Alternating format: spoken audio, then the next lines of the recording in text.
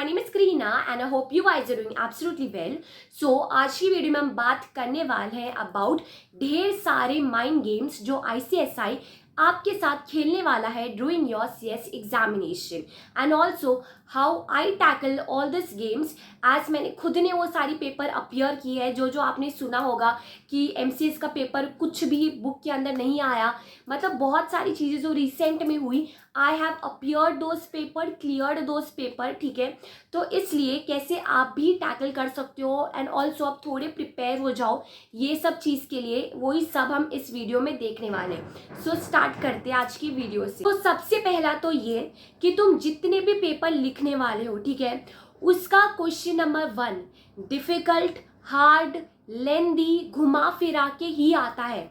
और ये सिर्फ तुम्हारे लिए डिफिकल्ट नहीं होने वाला, जितने भी वहां पे बच्चे पेपर लिख रहे हैं सबको क्वेश्चन नंबर 1 डिफिकल्ट ही लगता है। स्पेशली जो पहला पेपर का क्वेश्चन नंबर 1 है, इंस्टीट्यूट ऐसा इसलिए करती है, ऑलरेडी तुम्हारा पहला पेपर है, तुम नर्वस होते हो, डरे हुए होते हो, रिजल्ट के बारे में सोचते हो, तो अगर तुम्हें ऐसा कुछ दिख जाए, ठीक है, डिफिकल्ट चीज दिख जाए, तुम आगे वाली जो इजी चीजें देख ही ना पाओ, पहले में ही डर जाओ और एंजाइटी में तुम सारी इजी क्वेश्चन भी सॉल्व ना कर पाओ। तो मैं यूजुअली क्या करती थी, मैं क्वेश्चन नंबर 1 से स्टार्ट ना करके ऐसे ऊपर ऊपर से देख लेती थी हार्ड है कि इजी, मैं सीधा भागती थी बाकी सारे क्वेश्चन में, क्योंकि मुझे पता रहता था हाँ क्वेश्चन नंबर 1 डिफिकल्ट ही आता है, लेकिन मुझे ये भी पता रहता था कि बाकी क्वेश्चन इजी क्वेश्चन भी आते हैं। मैं सबसे पहले इजी क्वेश्चन आइडेंटिफाई करती थी, ठीक है, मैं सबसे पहले इजी क्वेश्चन टैकल करती थी, इजी क्वेश्चन लिखती थी, फिर लास्ट में मैं क्वेश्चन नंबर 1 करती थी। अभी जब तुम क्वेश्चन नंबर 1 भी सॉल्व करो, तुम्हें थोड़ा कामली सॉल्व करना है, यानी कि लेंदी होता है, हम क्या करते हैं सीधा सब कुछ रीड करने लगते हैं, बड़े बड़े केस लॉस, ऐसा मत करो। सबसे पहले तुम्हें क्या क्वेश्चन पूछा गया है, वो क्या चाहता है, तुम ये सारी जो केस लॉ पढ़ रहे हो तुम्हें क्या पूछ रहा है, वो सबसे पहले क्वेश्चन 2 बार रीड करो उस केस लॉ का, ठीक है, 2 बार रीड करके समझ लो। उसके बाद जाओ पैराग्राफ में वो सारी चीजें ढूंढो जो क्वेश्चन में पूछी गई है, ठीक है, रेलिवेंट चीजें पे ज्यादा फोकस करो। चाहिए तो जितना भी बड़ा चीज है उसको ब्रेक डाउन करके रफ में ऐसा कुछ बना सकते हो, हाँ ये केस लॉ ऐसा ऐसा हो रहा है, केस मतलब प्रॉपर टाइमलाइन स्टोरी लाइन बना सकते हो रफ में। तो मैं ऐसा सॉल्व करती थी, सबसे पहले पहला क्वेश्चन डिफिकल्ट ही आता है, ठीक है, तो तुम बाकी क्वेश्चन ढूंढो जो ईजी आता है। सेकेंड, जब क्वेश्चन नंबर 1 सॉल्व करने बैठो, सबसे पहले क्वेश्चन रीड करो, 2 बार रीड करो क्या पूछा है, फिर जाके प्रॉपर केस लॉ पढ़ो, उसको ब्रेक डाउन करके समझो, और जो भी समझ में आ रहा है, जितना समझ में आ रहा है लिख के आ जाओ, तुम्हें मार्क्स मिल जाएंगे, ठीक है। ये दो पहला चीज था। ऑल्सो बहुत सारे जन को ये भी डाउट होता है या फिर डर लगता है कि हमने तो एक ही पार्ट बहुत अच्छे से पढ़ा है, ठीक है, दूसरे पार्ट में हम इंपॉर्टेंट चैप्टर्स करके गए हैं, बहुत सारी टेक्निक अपनाई है, तो क्या ऐसा तो नहीं हो जाएगा जो हमने एक पार्ट पढ़ा उसमें भी दूसरे पार्ट का क्वेश्चन आ जाएगा। ट्रस्ट मी ऑन दिस, मैंने तो बहुत ज़्यादा कम देखा, और अगर आएगा भी तो एक क्वेश्चन, उतना ज़्यादा नहीं आने वाला, ठीक है।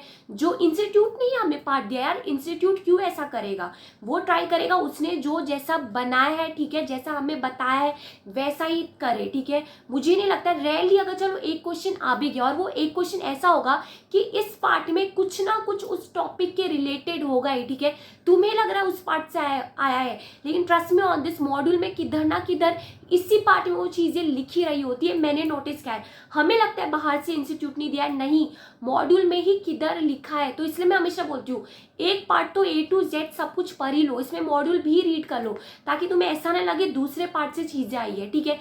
आया तो चलो वर्स्ट केस में आ गया, एक क्वेश्चन से ज्यादा नहीं आने वाला, तो ज्यादा डरो मत, एक पार्ट को अच्छे से करो और दूसरे पार्ट में जितना हो सके उतना। एंड ऑल्सो मैं हमेशा बोलती हूँ टाइम है तो सब कुछ कवर करो, ये चीज़ के लिए डरना मत कि यार दूसरे पार्ट का मेजर क्वेश्चन नहीं आने वाला, ठीक है, इतना इंस्टीट्यूट करती है। एंड ऑल्सो इंस्टीट्यूट बहुत बार भी ऐसा करती है कि समझो तुम्हें लगता है तुम स्कैनर करके जाओगे, ठीक है, इंपॉर्टेंट क्वेश्चन इंपॉर्टेंट टॉपिक करके जाओगे और हो जाएगा। ट्रस्ट में ऑन दिस, मैंने ऐसे सारे पेपर देखे, स्पेशली एक पर्टिकुलर पार्ट, ठीक है, जहाँ पे इंस्टीट्यूट ट्राई करती है कुछ भी जो स्कैनर में क्वेश्चन आए हैं वहाँ से क्वेश्चन ना दे। इसलिए हमेशा मैंने स्टार्ट से आपको एक चीज़ ये चीज़ हमेशा बोली है कि एटलीस्ट एक पार्ट का तो सब कुछ पढ़ के जाओ, कुछ भी स्किप ना करो। तुम्हें नहीं पता, शायद स्कैनर से कुछ भी ना आए, ठीक है, तुम कभी फंसो ना। इसलिए मैं हमेशा ये चीज़ तो आपको स्टार्ट से बोलती आई हूँ कि बी प्रिपेयर्ड ऐसे पार्ट के लिए, दोनों में से कोई भी एक पार्ट जहाँ से स्कैनर से या फिर इंपॉर्टेंट एरिया से कुछ भी ना आए, ठीक है। इसलिए एक ही फंडा है, एक पार्ट को हमेशा बहुत ज़्यादा अच्छे से करने का। दूसरे पार्ट में थोड़ा यहाँ वहाँ हो भी गया तो वहाँ जाके देख लेंगे, कोई बात नहीं। एंड ऑल्सो लोगों को ये भी डर रहता है कि कंपनी लॉ का कुछ भी पार्ट हमें कोई भी सब्जेक्ट में आ सकता है, स्पेशली सीएस प्रोफेशनल वालों को। ट्रस्ट मी ऑन दिस, अपनी सीएस प्रोफेशनल की जर्नी से बता रही हूँ। कंपनी लॉ का नो डाउट पार्ट आता है, लेकिन वो सारे जो कंपनी लॉ के क्वेश्चन आएंगे तुम्हारे मॉड्यूल में किधर ना किधर लिखे हुए, trust me on this, module में तुम्हें किधर ना किधर लिखे हुए दिख ही जाएंगे। ऐसा नहीं है तुम्हें अलग से जाके कंपनी लॉ का बुक उठाना है। कोई तो बैरक पढ़ने लगता है, भाई सबसे पहले जो तुम्हारा इंस्टीट्यूट का मटेरियल है, क्लास बुक है, मॉड्यूल है, उतना ही पढ़ो, कुछ भी बाहर का मत पढ़ो। ट्रस्ट मी ऑन दिस, अगर कंपनी लॉ का आ रहा है तुम्हारी बुक में किधर तो है, मॉड्यूल में किधर तो लिखा हुआ है, किधर तो मेंशन है, तो ही वो कंपनी लॉ का क्वेश्चन आ रहा है। ऐसे ऐसे नहीं देता इंस्टीट्यूट कुछ भी, तुम्हारे बुक में लिखा हुआ है इसलिए आता है। मुझे लगता था यार किधर से आया है, मैंने तो पढ़ा ही नहीं था। जब मैंने मॉड्यूल खोला मुझे मिला सारे कंपनी लॉ के क्वेश्चन अपने ही मॉड्यूल के बुक में मिले हैं। तो फिर ट्रस्ट मी ऑन दिस, ज़्यादा एकदम एक्सटर्नल जाके कंपनी लॉ उठा के मत पढ़ो। सबसे पहले प्रॉपर बुक कंप्लीट करो, और एकदम आ ही गया, चलो आगे एकदम बाहर से कंपनी लॉ से एक क्वेश्चन के लिए ये नहीं बोलूँगी पूरा कंपनी लॉ उठाओ। जो तुम्हारा बुक है, जो तुम्हारा सब्जेक्ट है, पहले इसको पूरा कवर करो। Lastly, be prepare for at least one paper, ठीक है, कौन सा भी ग्रुप में, जो एकदम ही आउट ऑफ द बॉक्स आ जाए।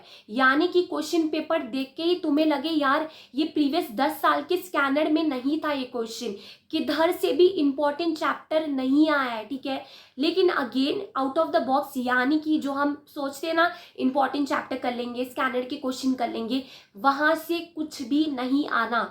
जो लीस्ट इंपॉर्टेंट चैप्टर है, सी कैटेगरी के चैप्टर है, ठीक है, वहां से सब कुछ आ जाना, ठीक है, एकदम बाहर। मतलब ऐसा नहीं कि मॉड्यूल से बाहर, मॉड्यूल से ही आता है, लेकिन ऐसा क्वेश्चन आता है जो कभी भी बना ना हो। But trust me on this, मैंने वो पेपर लिखे है, इसलिए मैं आपको एक चीज बताऊंगी। पहला, मेरा वो टाइम में काम है कि पूरा 3 आवर प्रॉपर बैठना और 100 मार्क्स का पेपर अटेम्प्ट करना। क्योंकि ट्रस्ट मी ऑन दिस, बहुत सारे बच्चे तो आधा पेपर छोड़ के भाग जाएंगे, या फिर वो प्रॉपर 100 मार्क्स का अटेम्प्ट ही नहीं करेंगे।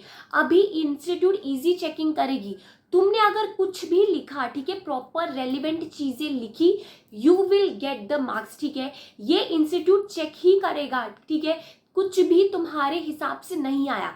उसके बाद तुम कैसे टैकल करते हो, तुम भाग जाते हो या फिर बैठ के, कुछ तो तुम्हें लॉ रिलेटेड आता होगा, कुछ तो प्रोविजन समझा होगा, कुछ तो क्वेश्चन रीड करो, 2-3 बार रीड करो, कुछ तो रिलेटेबल पता चलेगा आपको। लिखते जाना और पूरा 100 मार्क्स का अटेम्प्ट करना, 3 घंटे बैठना, ठीक है। एक पेपर ऐसा निकालता है इंस्टीट्यूट हर अटेम्प्ट में, so be prepared for it. And also apart from this, कुछ बातें मैं आपको बोलना चाहती हूँ। सबसे पहला ये है कि तुम्हारा आज पेपर हो गया खत्म, ठीक है, उसके बाद उस पेपर के बारे में कुछ भी मत सोचो। ट्रस्ट मी ऑन दिस, वो तुम्हारे सेकेंड पेपर का प्रिपरेशन खराब करेगा। वो पेपर शायद तुम्हें लग रहा है डिफिकल्ट गया, फिर कैसा गया, वो अच्छा भी जा सकता है, ठीक है, मत सोचना। दूसरा पेपर को कभी भी पहले पेपर की वजह से खराब मत होने देना। आओ क्वेश्चन पेपर एकदम ही किधर कबर्ड में डाल दो, ठीक है। एंड ऑल्सो किसी भी फ्रेंड से कैसा पेपर गया है डिस्कस मत करो। Trust me on this, I have literally मुझे पता रहता था मेरे फ्रेंड है सेम सेंटर में, बिल्कुल भी किसी से बात नहीं करती थी, लिटरली भाग जाती थी, ठीक है, तुम लोग गुस्सा हो जाओ, चलेगा यार, ये बात नहीं कर रही, एग्जाम टाइम चलेगा, लेकिन मुझे अपना माइंडसेट खराब नहीं करना, मुझे नहीं डिस्कस करना मेरा पेपर कैसा गया, ठीक है। एग्जाम के बाद बात कर लेंगे, जितनी बात करनी है, प्रॉपर 3-4 घंटे क्या ही काम है, पेपर डिस्कस करूंगी, आंसर चेक करूंगी, सब कुछ करूंगी, लेकिन एग्जाम टाइम कुछ भी मत करना, ठीक है। So that's it for this video.